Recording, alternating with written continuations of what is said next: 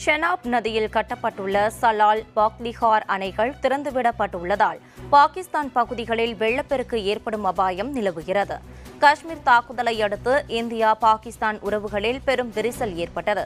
இந்த விரிசலின் தொடக்கத்தில் இந்தியா பாகிஸ்தான் இடையேயான சிந்து நதிநீர் பங்கீடு ஒப்பந்தத்தை இந்தியா நிறுத்தி வைப்பதாக கூறியது.